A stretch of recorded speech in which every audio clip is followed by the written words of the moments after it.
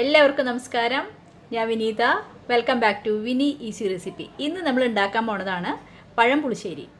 പഴം പുളിശ്ശേരി ഉണ്ടാക്കിയപ്പോൾ നല്ല എളുപ്പമായിരിക്കും, കാരണം ഓണം കഴിഞ്ഞ നാളുകളല്ലേ. അപ്പോൾ എന്തായാലും പഴമൊക്കെ കറുത്തിരിക്കുന്നുണ്ടാവും വീട്ടിൽ. ഈ കറുത്ത പഴം കൊണ്ട് ഭയങ്കര ടേസ്റ്റാണെന്നാണ് പറയണേ. അപ്പോൾ നമുക്ക് എങ്ങനെയാണ് പഴം പുളിശ്ശേരി ഉണ്ടാക്കാൻ നോക്കാം. അതിന് മുമ്പ് ഒരു കാര്യം പറയട്ടെ. ആരെങ്കിലും എൻ്റെ ചാനൽ ആദ്യമായിട്ടാണ് കാണണമെങ്കിൽ ഒന്ന് സബ്സ്ക്രൈബ് ചെയ്യണം, അതുപോലെ ലൈക്ക് ചെയ്യുക, ഷെയർ ചെയ്യുക, അതുപോലെ എല്ലാവരും കമൻറ്റ് ബോക്സിൽ ഫീഡ്ബാക്ക് അറിയിക്കാൻ വേണം കേട്ടോ. അപ്പോൾ നമുക്ക് എങ്ങനെയാണ് പഴം പുളിശ്ശേരി ഉണ്ടാക്കാൻ നോക്കാം. പഴപ്പുളിശ്ശേരിക്ക് വേണ്ടിയിട്ട് ഞാനിവിടെ ഒരു നേന്ത്രപ്പഴം ഇട്ട് എടുത്ത് വെച്ചേക്കണത്. ഇപ്പോൾ ഓണമൊക്കെ 3 ഓണം 4 ഓണമൊക്കെ ആയില്ലേ, പഴമൊക്കെ കറക്കാൻ തുടങ്ങി. പിന്നെ അതുമല്ല, കറുത്ത പഴത്തുകൊണ്ട് നല്ല ടേസ്റ്റാണ് എൻ്റെ ഫ്രണ്ട് പറയണത്. പഴം പുളിശ്ശേരി എങ്ങനെ ഉണ്ടാക്കാൻ നോക്കാം. ഓണത്തിൻ്റെ അന്ന് ഞങ്ങൾ സാമ്പാറും അവിയലും കാളനൊക്കെ ആയിട്ട് ഉണ്ടാക്കിയത്. പഴം പുളിശ്ശേരി ഉണ്ടാക്കിയില്ല. പഴം പുളിശ്ശേരി ഉണ്ടാക്കിയ ആൾക്കാർക്ക് ഉണ്ടാക്കണ്ട, അല്ലാത്തവർ പഴം വീട്ടിലുണ്ടെങ്കിൽ ഒന്ന് ഉണ്ടാക്കി നോക്കണം കേട്ടോ. അപ്പോൾ നമുക്ക് പഴത്തിൻ്റെ തോല് ഊരിക്കളഞ്ഞു. ഇനി നമുക്ക് അത് നുറുക്കിയെടുക്കാം. അപ്പോൾ നമുക്ക് പഴം നുറുക്കാം. ഇത് മാമ്പഴക്കൂട്ട ഉണ്ടാക്കണ പോലെ തന്നെയാണ് ഉണ്ടാക്കണത്. നമ്മളതിൻ്റെ നെടുവ് കീറിയിട്ട് 4ആയിട്ട് മുറിച്ച് അതിൻ്റെ നടുവിലത്തെ അരി ഉണ്ടല്ലോ, പഴത്തിൻ്റെ അരി, അത് വേണമെങ്കിൽ എടുത്ത് കളയാം കേട്ടോ. അതുകൊണ്ട് ഭംഗികേടൊന്നും ഉണ്ടാവില്ല. പിന്നെ ഇപ്പോൾ അത് കാണുമൊന്നുമില്ലല്ലോ, അത് കറിയുടെ ഉള്ളിലല്ലേ. പിന്നെ ഇങ്ങനെ 4ആയിട്ട് നമ്മൾ നുറുക്കിയിട്ട് പഴം ആദ്യം വേവിച്ചെടുക്കണം. അപ്പോൾ ആദ്യം നമുക്ക് പഴം ഇങ്ങനെ നുറുക്കിയെടുക്കാം. പഴം നുറുക്കി കഴിഞ്ഞു. ഇതാ, ഇനി നമുക്ക് എന്താ ചെയ്യേണ്ടത് വെച്ചാൽ ഇത് ഒരു പാനിലിട്ടിട്ട് വേവിക്കണം. അപ്പോൾ അതിനായിട്ട് ഞാൻ പാൻ എടുത്ത് വെച്ചിട്ടുണ്ട്. അതിലേക്ക് ഈ പഴക്കഷ്ണങ്ങളൊക്കെ ഇട്ട് കൊടുക്കുക ആദ്യം. എന്നിട്ട് നമ്മൾ അതിൽ വെള്ളം ഒഴിക്കുമ്പോൾ നല്ലോണം ശ്രദ്ധിക്കണം. ഒരു അര ഗ്ലാസ് വെള്ളം എനിക്ക് വേണ്ടി വന്നുള്ളൂ. വളരെ കുറച്ച് വെള്ളം ഒഴിക്കണ്ടു. അത് വേവാൻ വേണ്ട അത്ര വെള്ളം മാത്രം മതി. പഴം പെട്ടെന്ന് വേവും. ഇനി നമുക്ക് അതിലേക്ക് ഒരു 1/4 ടീസ്പൂണോളം മഞ്ഞൾപ്പൊടി ഇട്ട് കൊടുക്കാം. ഒരു 3/4 ടീസ്പൂണോളം മുളക് പൊടി ഇട്ട് കൊടുക്കാം. എന്നിട്ട് നമുക്ക് അടുപ്പത്ത് വയ്ക്കാം. ഇനി നമുക്ക് ഉപ്പ് ചേർത്തിട്ടില്ലേ, ഉപ്പ് ചേർക്കണം. അത് ആവശ്യത്തിന് ഉപ്പ് ചേർക്കുക. ഇനി ഇതിവിടെ കിടന്ന് വേവട്ടെ. ഞാൻ ഒന്ന് ഇളക്കി കൊടുത്തിട്ടുണ്ട്. തീ ഒരു മീഡിയത്തിൽ വെച്ചാൽ മതി കേട്ടോ.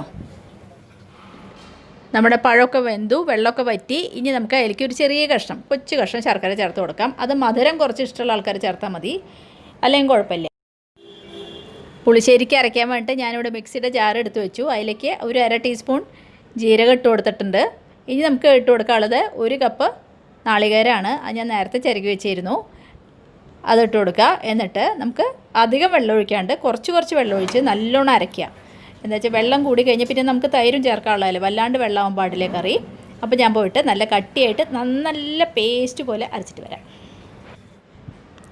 അപ്പോൾ ഞാൻ നാളികേരം ജീരകം കൂടി അരച്ചു. നല്ല കട്ടിയായിട്ട് തന്നെ അരച്ചേക്കണം. നല്ലോണം അരഞ്ഞിട്ടുണ്ട്. ഇതേപോലെ അരയണം കേട്ടോ, നല്ല കട്ടിയായിട്ട്.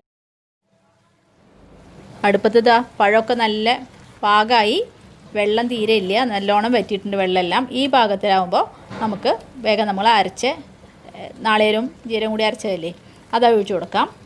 അതെല്ലാം നല്ല അധികം വെള്ളം ഇല്ലാണ്ട് നമുക്ക് തൈര് ഒഴിക്കണമല്ലോ, അത് കാരണം ഇതിൽ ഇത്ര വെള്ളമേ വേണ്ടൂ. അപ്പോൾ നമ്മൾ നാളികേരവും ജീരകം കൂടി അരച്ചത് ഒഴിച്ചു കൊടുത്തു.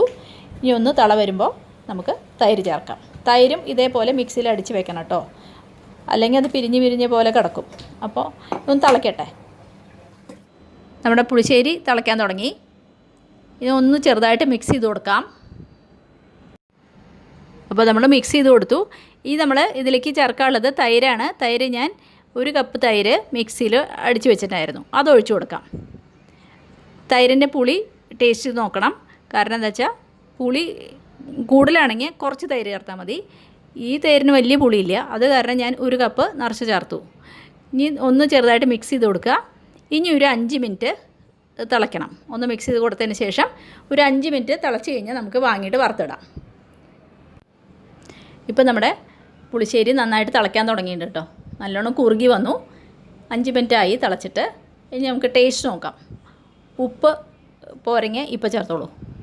നല്ല ടേസ്റ്റ് ഉണ്ട്. നല്ല മധുരവും പുളിയും ഉപ്പും എരിവൊക്കെ ഉള്ള എല്ലാ ടേസ്റ്റുകളും ഉള്ള കറിയാണ്. നമുക്ക് സ്റ്റവ് ഓഫ് ചെയ്യാം. അതിന് ശേഷം നമുക്ക് നന്നായിട്ടൊന്ന് വറുത്തിടാം. അപ്പോൾ ഞാൻ സെർവിങ് ബൗളിലേക്ക് മാറ്റി. ഇനി നമുക്ക് വേഗം വറുത്തിടാം. ഒരു പാൻ അടുപ്പത്ത് വെച്ചിട്ട് വറുത്തിടാൻ വേണ്ടിയിട്ടേ.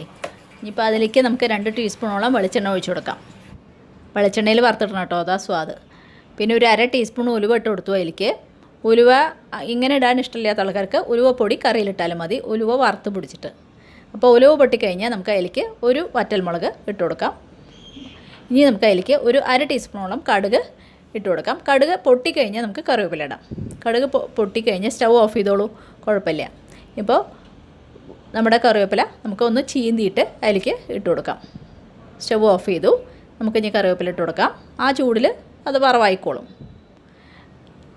ഇനി ഒന്ന് ഇളക്കിയിട്ട്, കറിവേപ്പില നല്ലോണം വറവാവുമല്ലോ, അപ്പോൾ ഒന്ന് ഇളക്കി കൊടുത്തിട്ട് നമുക്ക് കറിയിലേക്ക് ഒഴിച്ചു കൊടുത്താൽ നമ്മുടെ പുളിശ്ശേരി തയ്യാറായി. അപ്പോൾ നമ്മൾ വറവും കറിയിൽ ചേർത്തു, നമ്മൾ വറുത്തിടലും കഴിഞ്ഞു. കണ്ടില്ലേ, നമ്മുടെ പഴപ്പുളിശ്ശേരി തയ്യാറായി. എല്ലാവരും ഉണ്ടാക്കി നോക്കണം കേട്ടോ.